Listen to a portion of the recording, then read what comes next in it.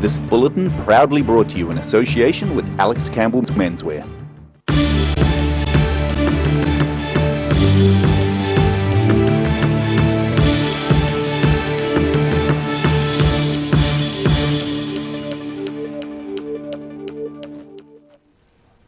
Kia ora, good evening, I'm Melissa Barton. Invercargill's largest venue is back in business with the Stadium Southland team urging the community to make use of the facility. The Invercargill Licensing Trust Stadium was reopened when the country moved to Alert Level 2, but because of restrictions on numbers, attendance has been low.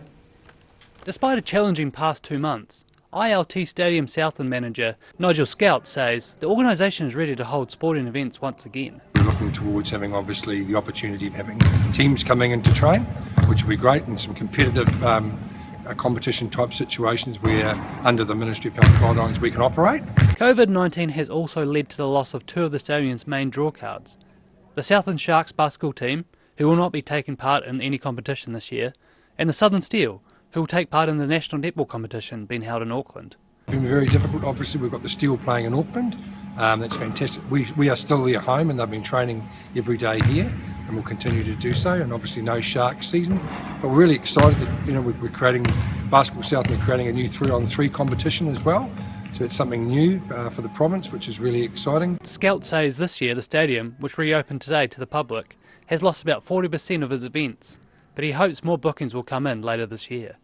We've got lots of range of activities from clip and climb to tennis to netball, basketball courts and so on. So we're just hoping going through into the long weekend that we'll get that increased activity. We're open all 3 days, so lots of activity to come and have a crack at. 2020 was supposed to be a year-long celebration for the stadium, which will be celebrating its 20-year anniversary, but Scout says they still have reason to be thankful. We've had a reset, that's the key word now, reset and refocus, so we're going to enjoy the last 6 months of the birthday, because it was a 12-month birthday celebration.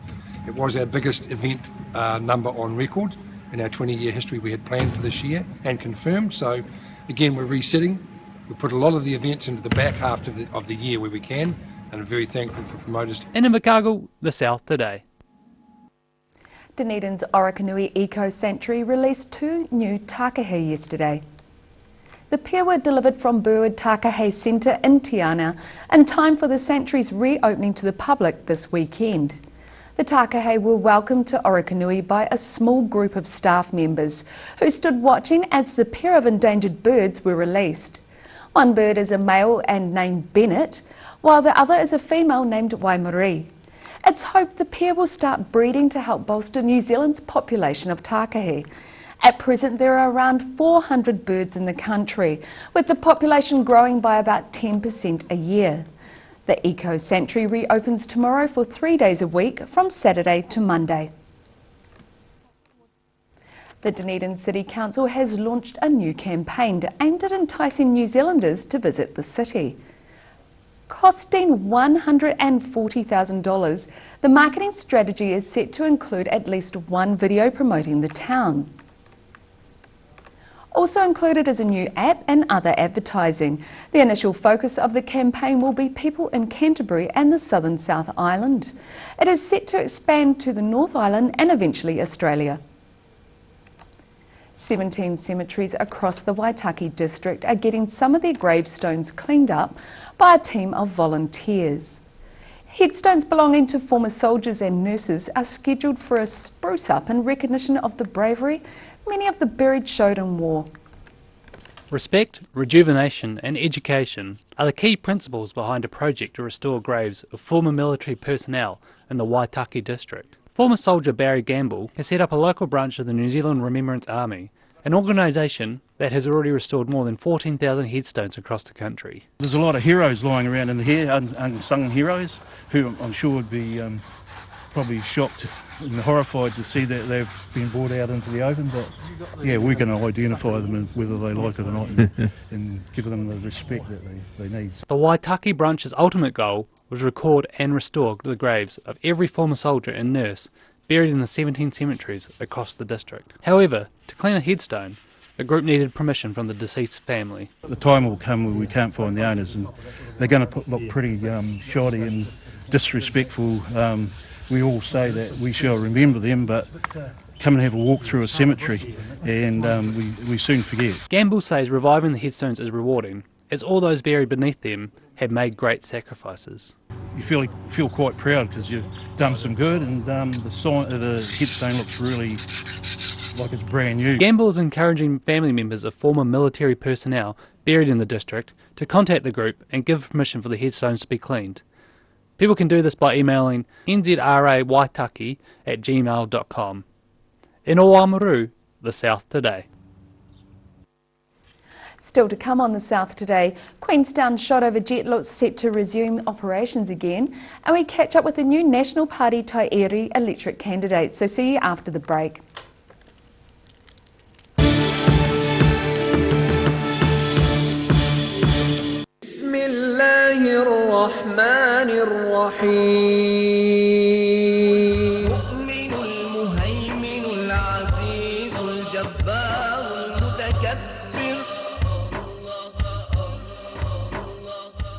Step into Shop on Carol and discover a shop full of treasures. We have a fantastic range of vintage and retro clothes, upmarket clothing labels, collectible items, beautiful jewellery, quality linen and the best range of vintage haberdashery. Every reason, every season, we're proud to dress the region. Alex Campbell Menswear, it fits. A poorly maintained heat pump can lose up to 35% of its output. The Mr. Heat Pump Cleaner team are experts. Their specially developed chemical wash is totally biodegradable. Call Mr. Heat Pump Cleaner and get the job done by the professionals. Step into Ross Cafe, located at Ross Home in North East Valley. We have a great range of hot and cold food, friendly service and a warm atmosphere that you are sure to enjoy. We look forward to serving you soon at Ross Cafe. You've seen us in the street, now find us online. Check out shopon.org.nz. We have all sorts of treasures, from retro and vintage clothing to antiques, homewares and accessories. New items added every week. We're open 24/7. Wrens are Otago's painting, tiling and plastering experts. Offering a free measure and quote, Wrens is a name you can trust to get the job done right. Call Wrens today on 477-9384 or visit wrens.co.nz. Heaven Sent Pet Cremations knows that losing a pet is like losing a family member, and we have many special ways for you to keep their memory dear to your heart. From caskets, remembrance pendants to remembrance spheres. Call Heaven Sent Pet Cremations today. Do you know Youth Grow in North East Valley? It's an awesome plant nursery where young people can work and learn life skills. You can now order your vegetable seedlings, herbs, bulbs and shrubs over the phone or by email. Either pick up your order on Norwood Street in North East Valley or they can deliver to you. Look for Youth Grow Garden Centre on Facebook or visit youthgrow.org.nz. Happy gardening!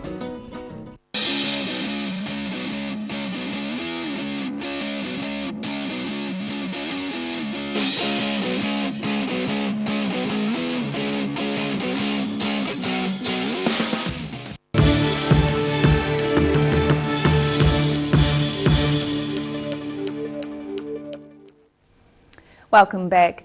Dunedin's Kmart store remains closed after apparently changing its mind about an opening date at the last minute. The store was expected to open this week after its reopening was delayed 2 weeks due to concerns about the building being earthquake prone.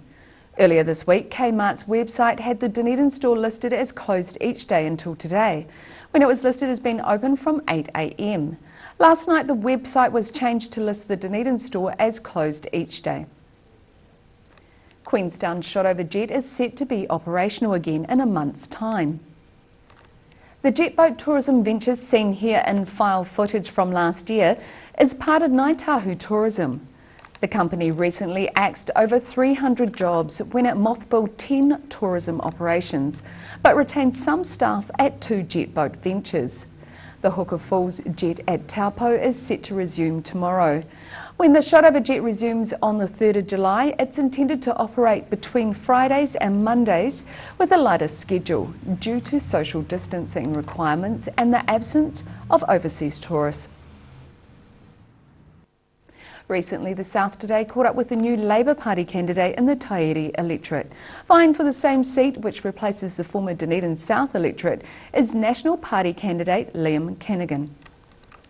29-year-old Liam Kennaghan is the National Party's candidate in the recently altered Tairi electorate. He says being local is an advantage, and the only electoral poll to worry about is in September. Look, polls are a snapshot in time. What I'm more interested in is what I'm hearing from the community, which is they want a really strong local champion, and they want to talk about the issues that they're facing, which is jobs, which is employment, which is about making sure our community is best served out of COVID. So you know what? We've still got a long time to the election. There's just under 4 months to go, 115 days, I think. I'm really excited about the opportunities that are ahead of me. I'm really excited about the opportunities that are ahead for our city and our region. And I'm going to spend every day working hard to get as many votes as possible so we get a strong local champion after September 19. The former University of Otago law student graduated in 2014 with first-class honours, after growing up in Dunedin and going to one of the city's well-regarded schools. I'm born and bred Dunedin. I went to school at John McGlashan College. I went to the University of Otago. I'm just passionate about making sure Dunedin gets the best representation it possibly can.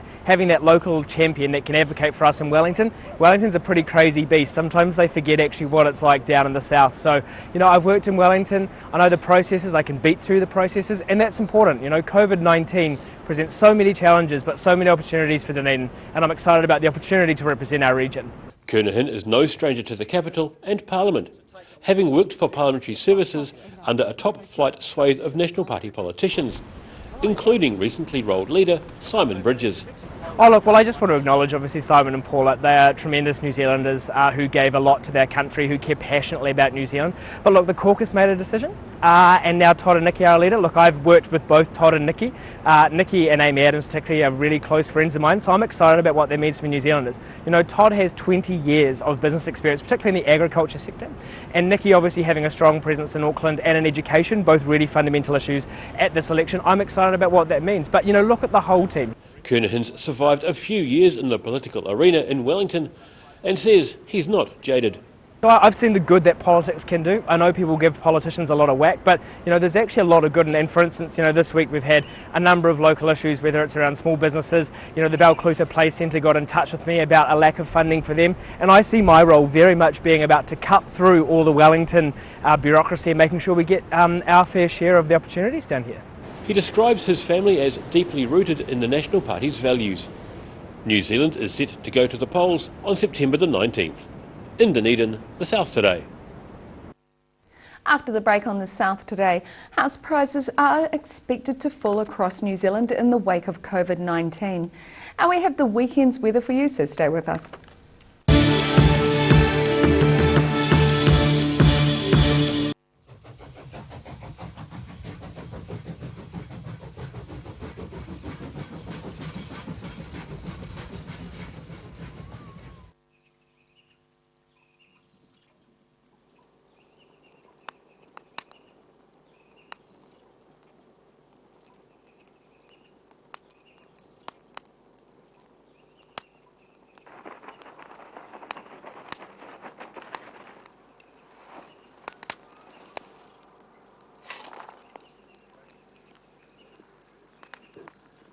Evening, I'm from the Parks Department. Have you got a permit for that fire?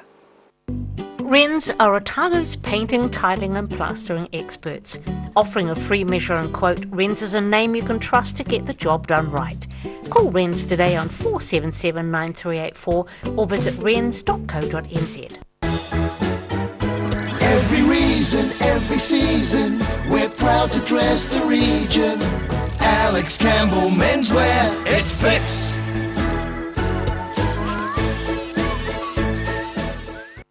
Step into Ross Cafe, located at Ross Home in North East Valley. We have a great range of hot and cold food, friendly service and a warm atmosphere that you are sure to enjoy. We look forward to serving you soon at Ross Cafe. Do you know Youth Grow in North East Valley? It's an awesome plant nursery where young people can work and learn life skills. You can now order your vegetable seedlings, herbs, bulbs and shrubs over the phone or by email. Either pick up your order on Norwood Street in North East Valley or they can deliver to you. Look for Youth Grow Garden Centre on Facebook or visit youthgrow.org.nz. Happy gardening! Heaven Sent Pet Cremations knows that losing a pet is like losing a family member, And we have many special ways for you to keep that memory dear to your heart. From caskets, remembrance pendants to remembrance spheres. Call Heaven Sent Pet Cremations today. Garrador Dunedin, delivering quality, stylish garage doors in Dunedin for over 17 years. New doors, replacement doors and maintenance are all part of Garrador's quality service.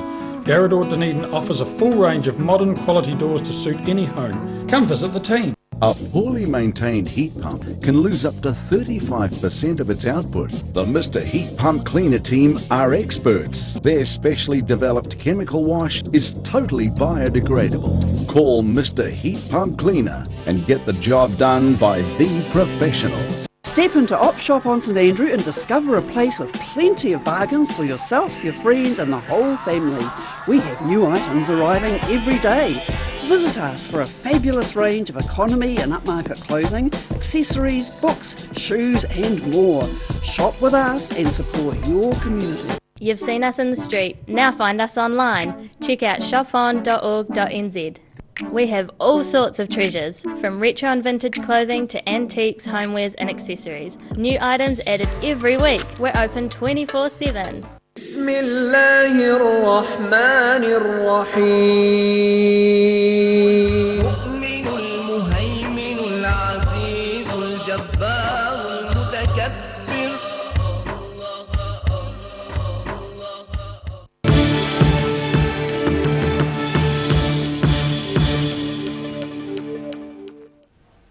Thanks for staying with us. House prices are tipped to slowly fall across New Zealand in the wake of COVID-19. Economists are suggesting prices will drop between 7 and 15% or more over the next year.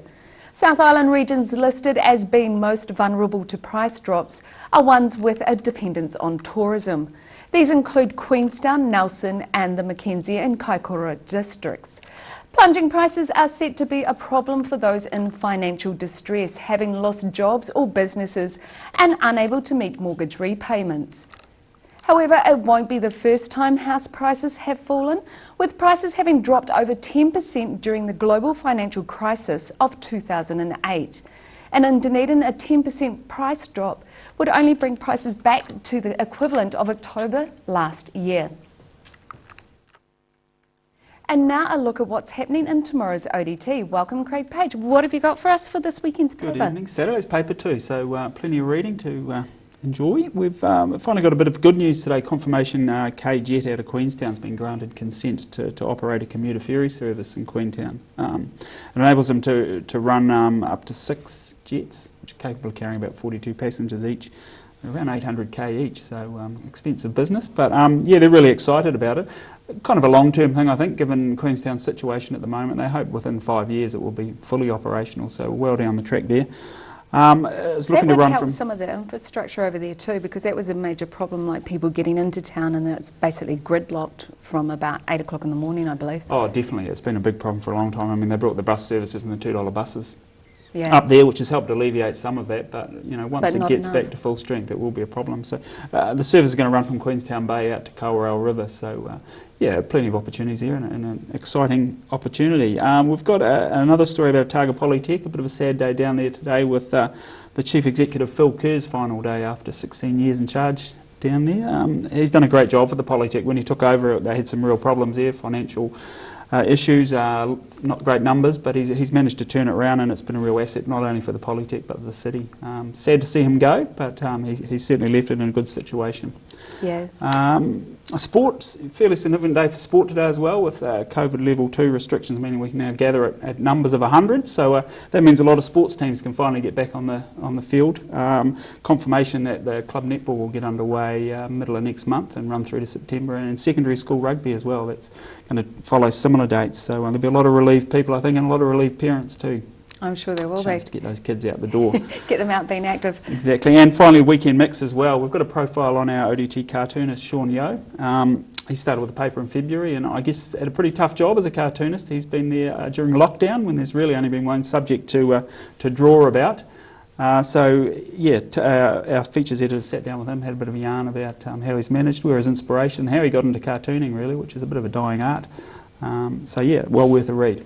Yeah, definitely, and there's a bit to comment on about with cartoons at the moment with what's going on in the US. There certainly is, and we've got our own election coming up as well too, so there'll be plenty of fodder, I think, over coming months. I'm sure there will be. Thanks, and you can catch all of that and more in tomorrow's ODT. And now it's time for a look at the weather. Tonight's weather proudly brought to you by Mole Map. Looking at the situation, a ridge of high pressure will bring fine weather to the southern districts this weekend with cold nights and frost and cool daytime temperatures. Some wintry weather, get your woolen mittens out, with potential low-level snow is on the way for later next week. To the southern outlook, the Catlins, Balclutha and Gore can all expect clear skies with light winds and highs of 12 degrees. Lumsden, you're the same but with a high of 13 degrees.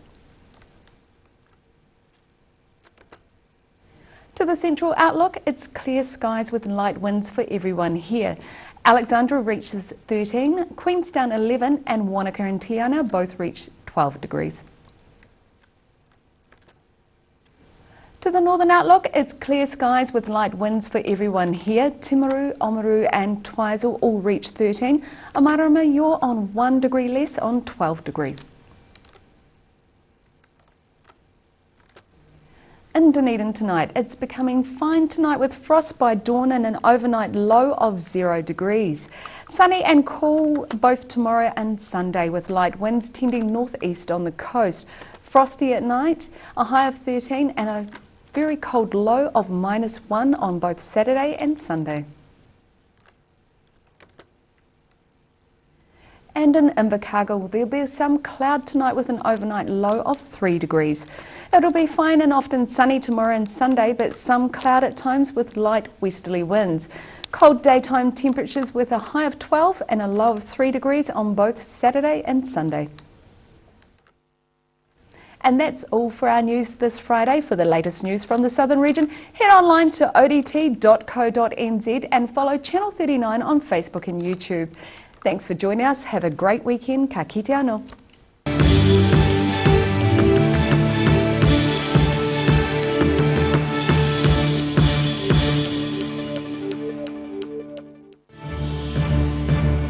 This bulletin proudly brought to you in association with Alex Campbell's Menswear. Supporting local content so you can see more of New Zealand on air.